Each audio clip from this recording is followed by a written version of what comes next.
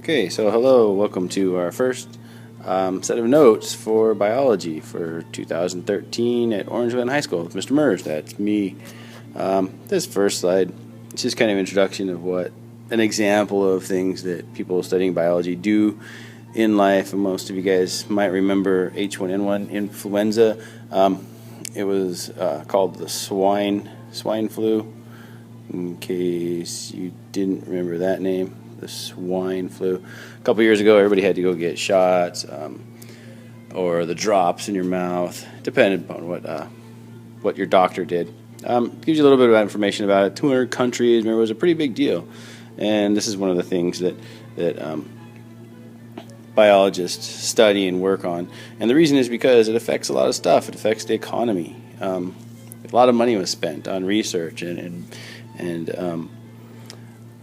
treatment of this. It affected the travel and tourism, right? People didn't want to travel to places where there was lots of this influenza. So there's lots of stuff that you can do with biology. That's just one little tiny example. This slide's on here, so that's why we're talking about it. But what we're mostly going to do for this is talk about biology and what it is. So we know that biology is the study of life, right? Study the science of life. Hopefully everybody knows that. It includes health, medicine, food safety. It also includes alternative energy sources, right? There's a lot of it we'll study that has to do with that. So there's lots of reasons and lots of things to study in biology. What we're going to study is, first today we're going to talk about a little bit about the three themes that we're really going to see in this class. The first one is evolution, probably one of the most important underlying themes of all of biology. It really brings everything together and makes everything make sense. And what it is, it's the population's changing over time. It explains how organisms are related to ancient organisms that are no longer around, how they kind of came to be, how we're all related to each other. And it's kind of a little controversial topic, but it doesn't need to be. It's a really good connector for all of biology. The next thing we're going to talk about is how information is transferred. Another way of thinking of information transfer is it's a way of communicating. Most of you guys know what communication is. So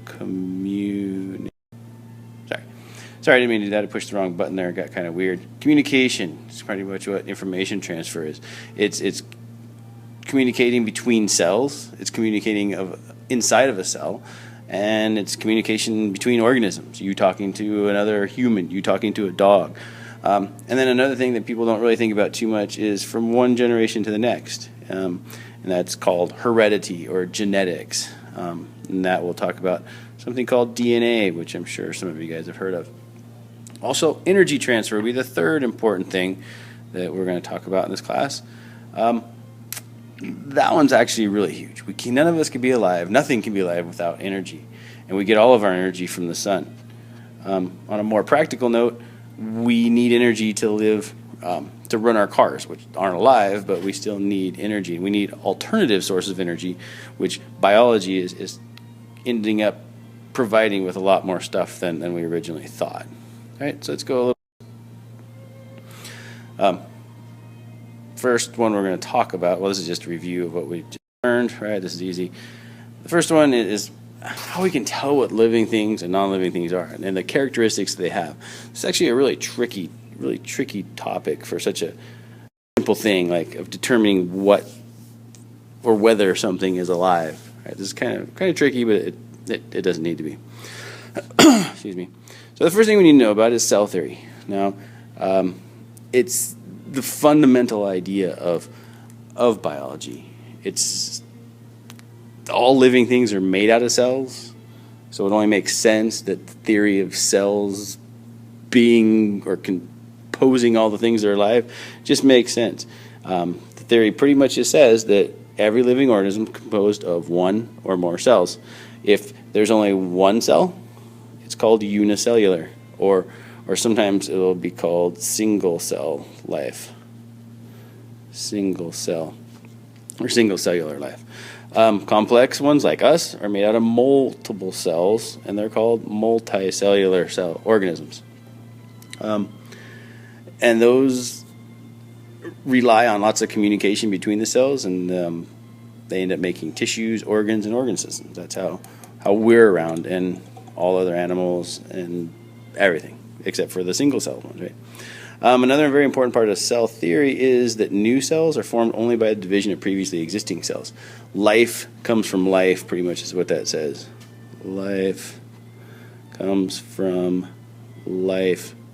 It doesn't just get created out of nothing. There's a very interesting theory that people had a long time ago called spontaneous generation that we'll talk about a little bit in class.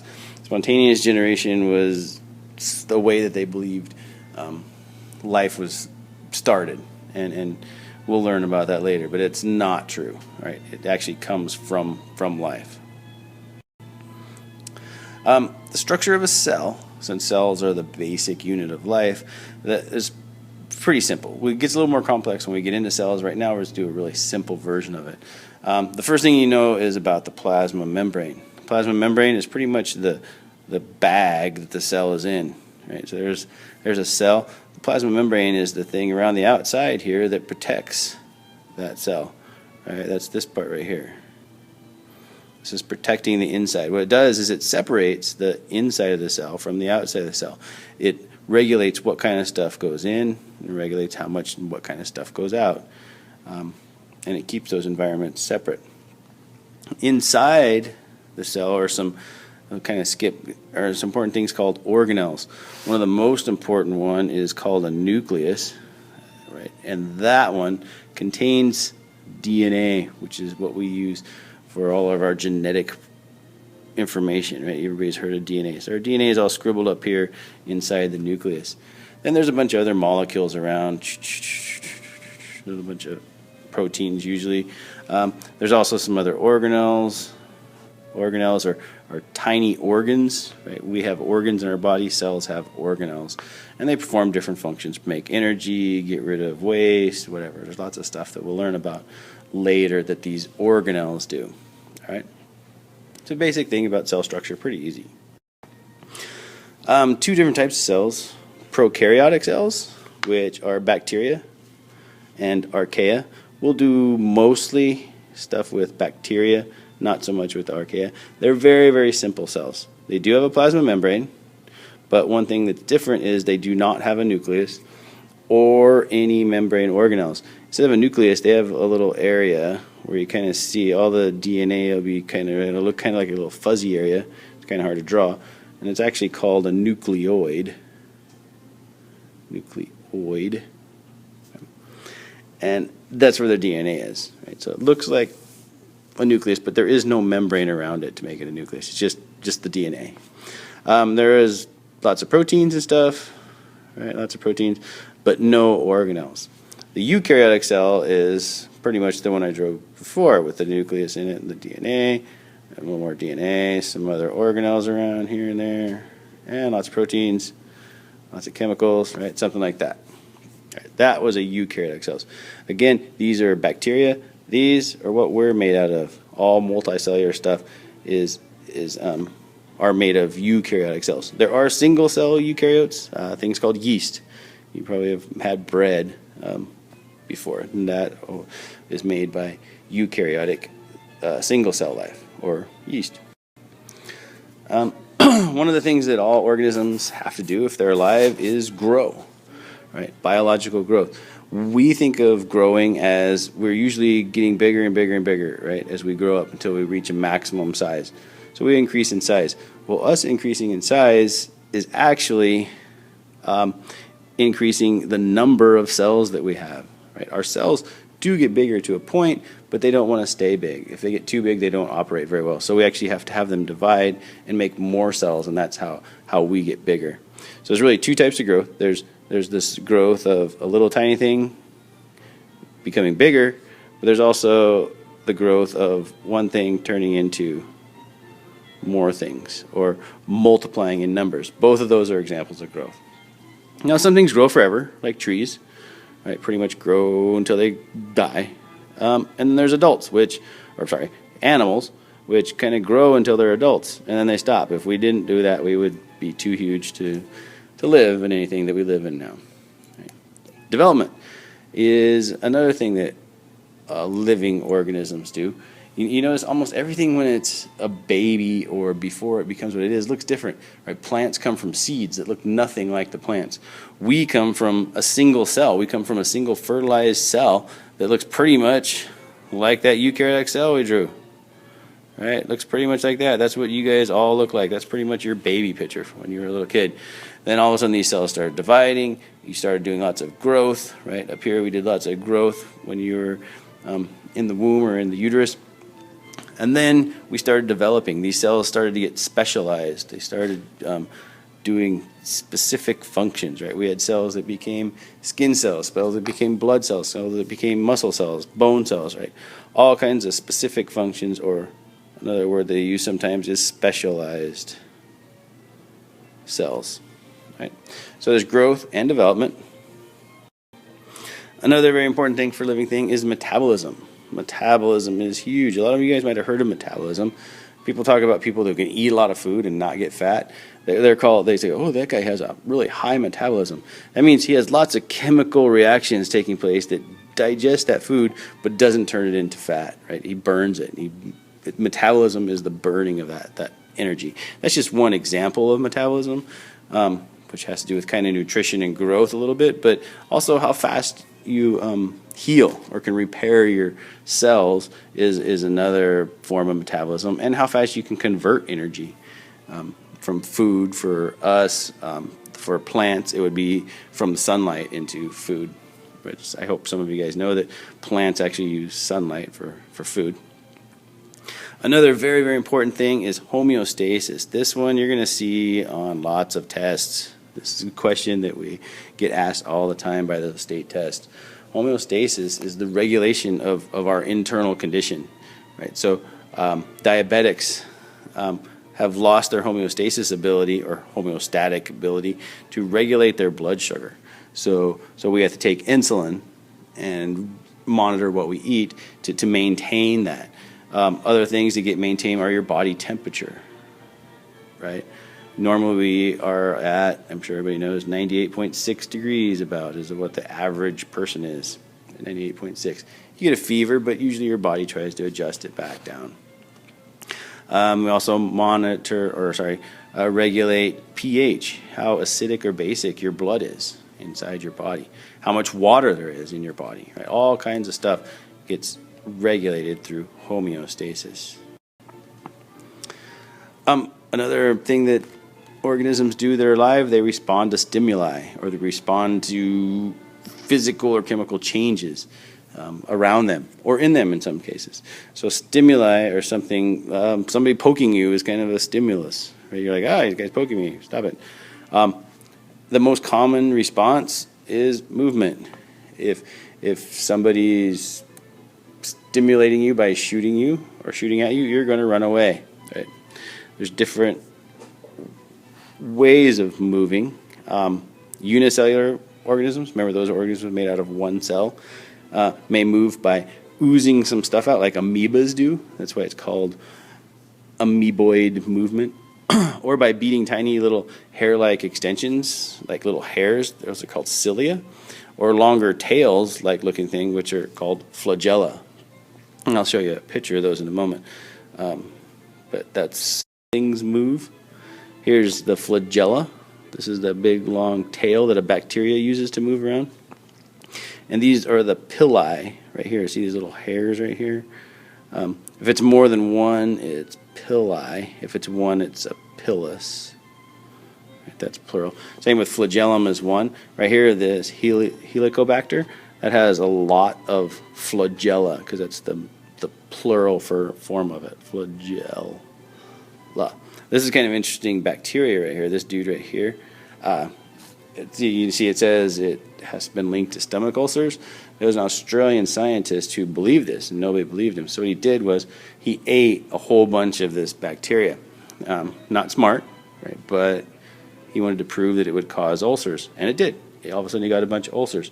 He then took some antibiotics to kill the bacteria. The ulcers went away. Although it wasn't the wisest, most smart thing to do, he did win the Nobel Prize for science for that year. So, a famous dude for doing something crazy like that.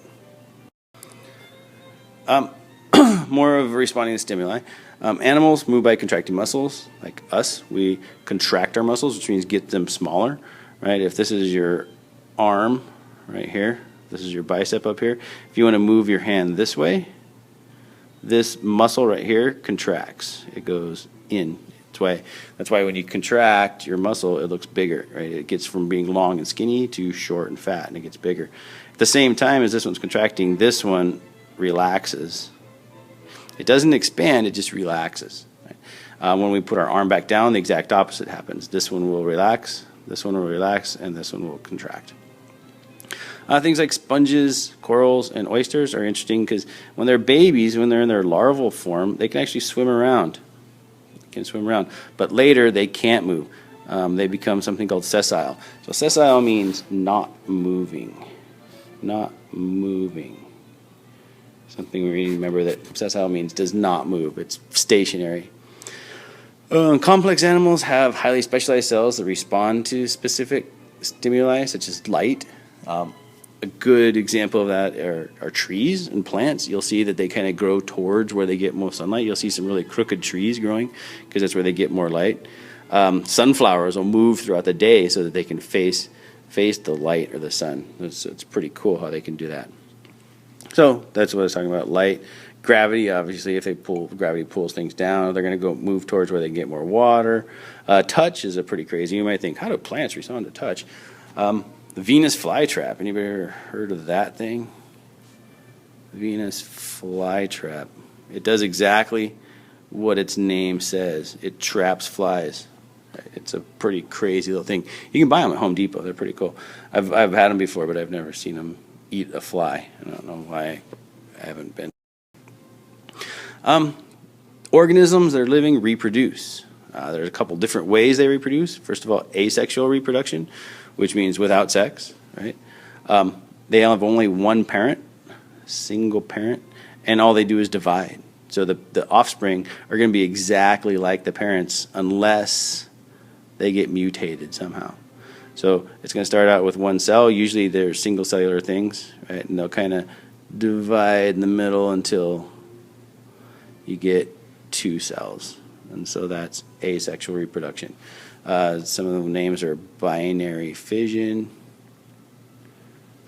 which is what yeast do, and mitosis. We'll learn a lot about those later. So mitosis are different ways of asexual reproduction, or cells dividing. Sexual reproduction is the preferred choice because we get genes from two parents, which makes the offspring not identical to the parents. So offspring not identical. And that is actually something you'll learn is very, very important. We don't want everybody to be the same. We want lots of diversity. Diversity is good.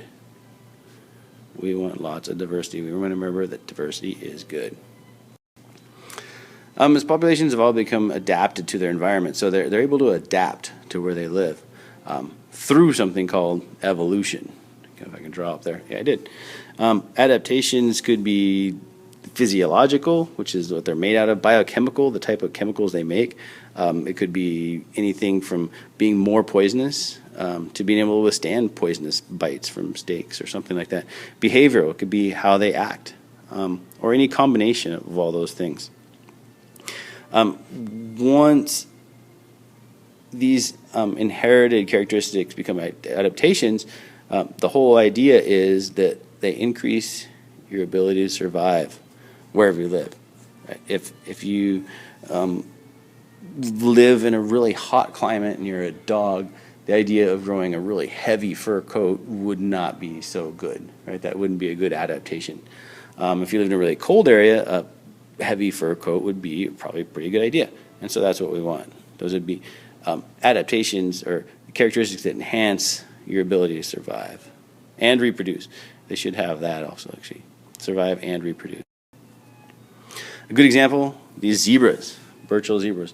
I just learned zebras are really mean, though, but they're pretty cool looking. These ones are really cool. The way they stand, their behavior is that they kind of organize themselves so they can watch out for predators. They can watch out for the lions, whatever's coming to eat them.